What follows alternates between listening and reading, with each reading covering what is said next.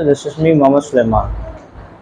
Today we will go through the four major concepts of chapter number 1: molecular formula, empirical formula, molecular mass and formula mass. अच्छा, तो molecular formula क्या होता है और empirical formula क्या होता है?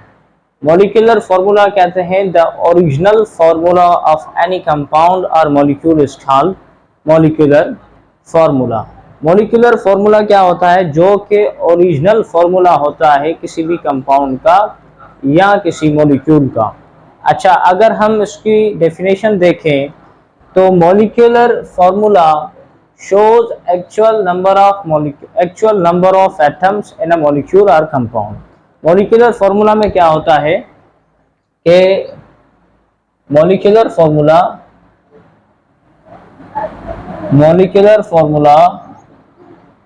shows actual number of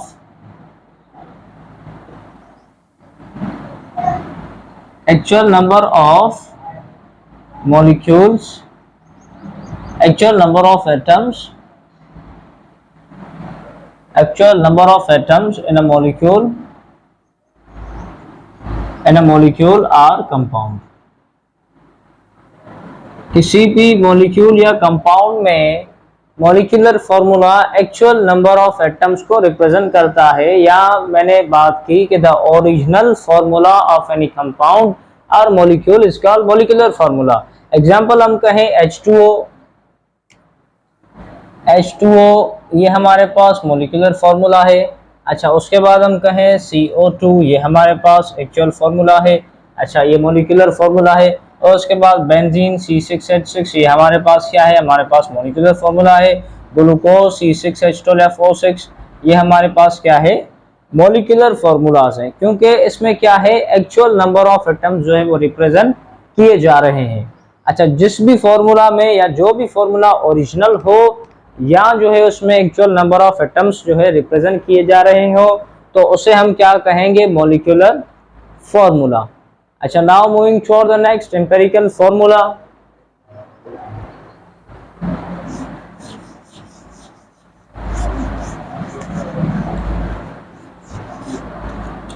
अच्छा, अगर हम बात करें एम्पिरिकल फॉर्मूला की, तो एम्पिरिकल फॉर्मूला में क्या होता है कि the simple whole ratio of atom in a molecule or compound। empirical formula shows simple whole ratio of atom in a molecule or compound। किसी भी molecule या compound में empirical formula में क्या होता है कि जो atoms होते हैं वो अपने simplest ratio में होते हैं।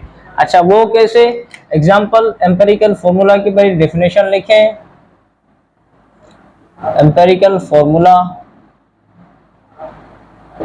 empirical formula shows simple whole ratio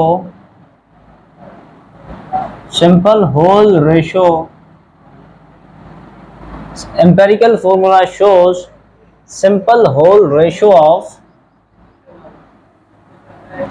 atoms or element in any compound और मॉलिक्यूल। किसी भी मॉलिक्यूल या कंपाउंड में अगर simple whole ratio of atoms या एलिमेंट को रिप्रेजेंट किया जा रहा हो तो उसे हम एम्पिरिकल फॉर्मूला कहते हैं। अच्छा, एग्जांपल मैंने आपको बताया, मॉलिक्यूलर फॉर्मूला का जो एग्जांपल बताया बेंजीन है। बेंजीन हमारे पास C6H6। अच्छा, ये हमारे पास है मॉलिक्यूलर फॉर्मूला। अगर हम इसका एम्पिरिकल फॉर्मूला बनाएं तो कैसे होगा? 6 अगर हम कॉमन निकाल दें तो यहाँ पे भी 1 बचेगा और यहाँ पे भी 1 बचेगा। तो इसका मतलब ये हुआ कि इसका सिंपल रेशो हुआ CNH। तो CNH हमारे पास क्या हो गया? एम्पिरिकल फॉर्मूला हो गया। अच्छा, एम्पिरिकल फॉर्मूला में हम क्या करते हैं? रेशो निकालते हैं। एग्जांपल, इसका रेशो देखें, मॉलिक्यूलर फॉर्मूला का इसका रेशो था 6 या 6/6। तो अगर इसको हम सिंपल करते हैं तो ये हो जाएगा 1/1। तो इसका मतलब ये हुआ कि CNH 1 लिखें या ना लिखें कोई फर्क नहीं पड़ता। तो CNH इसका क्या होगा? एम्पेरिकल फॉर्मूला हो गया। एम्पेरिकल फॉर्मूला में क्या किया जाता है? Simple whole ratio of atoms या एलिमेंट्स को रिप्रेजेंट किया जाता है। अच्छा, C6 और H6 हमारे पास मॉलिक्यूलर फॉर्मूला था। जब हमने इसका रेशो लिखा 6:6, जब इसको हमने सिंपल किया 6 और 6 को 6 की टेबल लगाकर 1:1 बनाया, तो ये हमारे पास 1:1 क्या हो गया, एम्पिरिकल फॉर्मूला हो गया। C एंड H, C का भी एक और H का भी एक एटम, तो this is a empirical formula. अच्छा, अगर दूसरी एग्जांपल लें तो हमारे पास ग्लूकोज है। हमारे पास ग्लूकोज है, ग्लूकोज का फॉर्मूला क्या है, C6H12O6, ये हमारे पास है मॉलिक्यूलर फॉर्मूला। अच्छा, अगर इसका हमें एम्पिरिकल फॉर्मूला लिखना है तो हम क्या करेंगे, पहले इसका रेशो लिखेंगे 6:12:6। अच्छा, अब हमें क्या करना है, 6:12:6 को हमें सिंपल करना है। अगर मैं 6 की टेबल लगाऊं तीनों को, क्योंकि तीनों जो है वो 6 से डिवाइजेबल है, डिविडेबल है, तो अगर मैं 6 की टेबल लगाऊं, इसको एक बार, 12 को 2 बार और 6 को एक बार, तो 1:2:1 हमारे पास एम्पिरिकल फॉर्मूला बनेगा। C का 1 एलिमेंट और 1 एटम, H के 2 और O का 1, CH2O is empirical formula of glucose. तो आई होप कि आपको एम्पिरिकल फॉर्मूला भी निकालना आ गया होगा। Empirical formula actually simple whole ratio of atoms या एलिमेंट होता है किसी भी कंपाउंड या मॉलिक्यूल का। आप उस कंपाउंड या मॉलिक्यूल के उस रेशियो को लेके उसको सिंपल करके आसानी से जो है वो एम्पिरिकल फॉर्मूला बना सकते हैं। अच्छा, now moving for the next, molecular mass.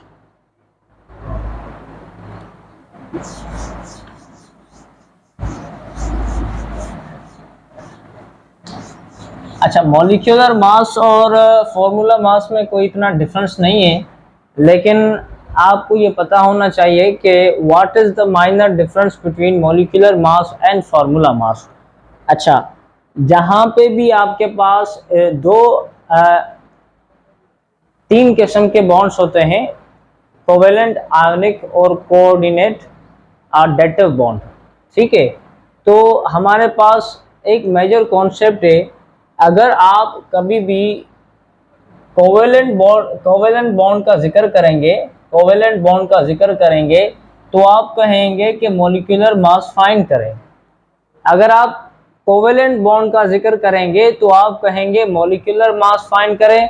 जब आप आयनिक बॉन्ड का जिक्र करेंगे तब आप कहेंगे कि फॉर्मूला मास फाइंड करें। बस ये माइनर सा फर्क है कि जब आप कोवेलेंट बॉन्ड की बात करेंगे तब आप मॉलिक्यूलर मास फाइंड करने के लिए कहेंगे, जब आप आयनिक बॉन्ड कहेंगे तब आप फार्मूला मास फाइंड करने को कहेंगे। अच्छा, अब देखते हैं कि मॉलिक्यूलर मास क्या है और फार्मूला मास है क्या। अच्छा, मॉलिक्यूलर मास और फार्मूला मास दोनों की एक ही डेफिनेशन हो सकती है।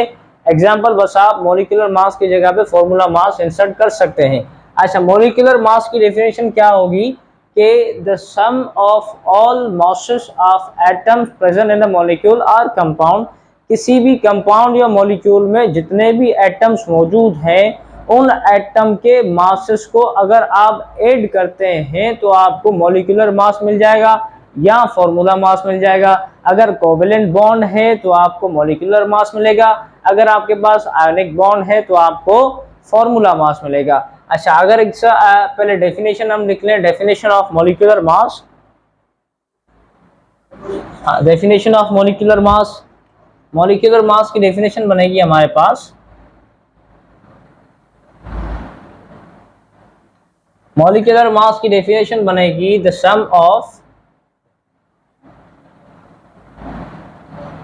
All masses, the sum of all masses present, the sum of all masses present,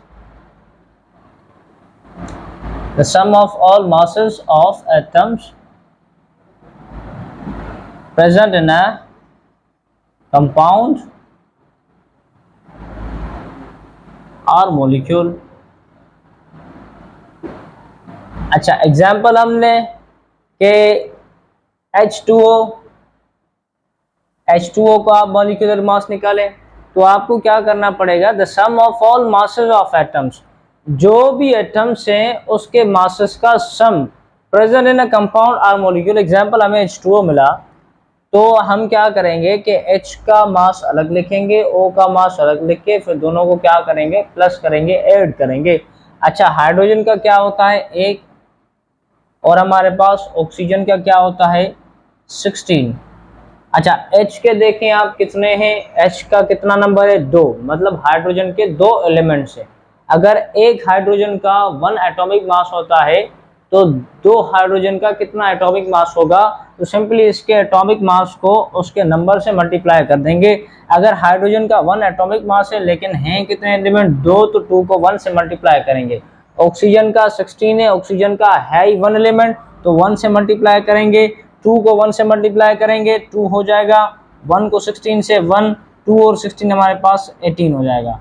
तो हमारे पास क्या हो जाता है कि आपको मॉलिक्यूलर मास फाइंड करने के लिए एवरी एटम्स का जो मास है वो अलग लिख के फिर आपको ऐड करना पड़ता है। जैसे H2O का H का 1 था लेकिन है 2H के एलिमेंट, तो 2 को 1 से मल्टीप्लाई करो, 2 प्लस O का 16 है, इसका 1 एलिमेंट है, 1 को 16 से मल्टीप्लाई करो, 16 और 2 हमारे पास 18 हो गए। तो 18 हमारे पास क्या हो गया, मॉलिक्यूलर मास हो गया। ठीक है, तो उसके बाद अगर हम फॉर्मूला मास की बात करें, अच्छा ये क्या था, H2 हमारे पास एक कोवेलेंट बॉन्ड है, सो दैट्स व्हाई हम कहते हैं कि find the molecular mass of H2O। अगर हम फॉर्मूला मास की बात करें,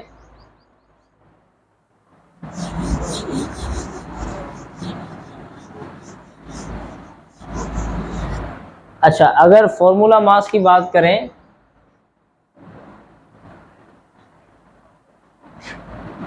फॉर्मूला मास की बात करें तो फॉर्मूला मास क्या है, the sum of, same definition, the सम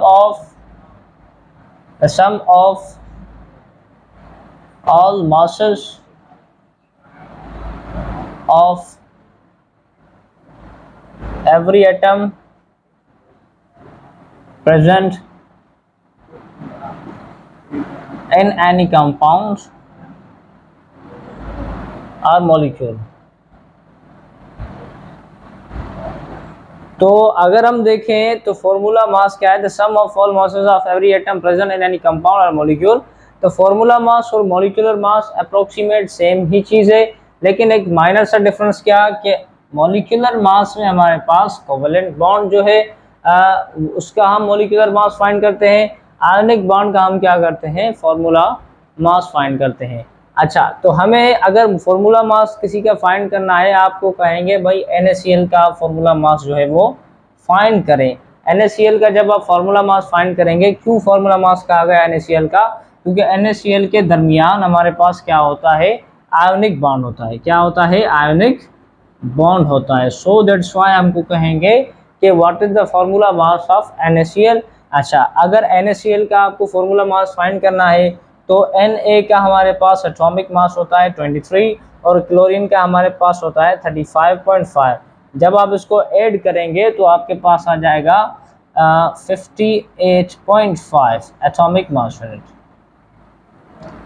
तो ये हमारे पास हो गया फॉर्मूला मास। सिंपली माइनर सा डिफरेंस था मॉलिक्यूलर मास और फॉर्मूला मास में कि मॉलिक्यूलर मास हमेशा कोवेलेंट बॉन्ड को फाइंड किया जाता है और फार्मूला मास हमेशा आयोनिक बॉन्ड का फाइंड किया जाता है। बाकी everything is similar and these two terms के फॉर्मूला मास और मॉलिक्यूलर मास में हम क्या करते हैं कि जितने भी एटम्स होते हैं उसके मासेस को हम सम करते हैं, किसी भी कंपाउंड में जो मौजूद होते हैं या मॉलिक्यूल को उसके मासेस हम लिख के उनको सम कर देते हैं, तो हमें मॉलिक्यूलर मास या फॉर्मूला मास मिल जाता है। आई होप कि आपको molecular formula, empirical formula, molecular mass and formula mass clear हो गया होगा। तो meet you in next lecture. Khuda Hafiz.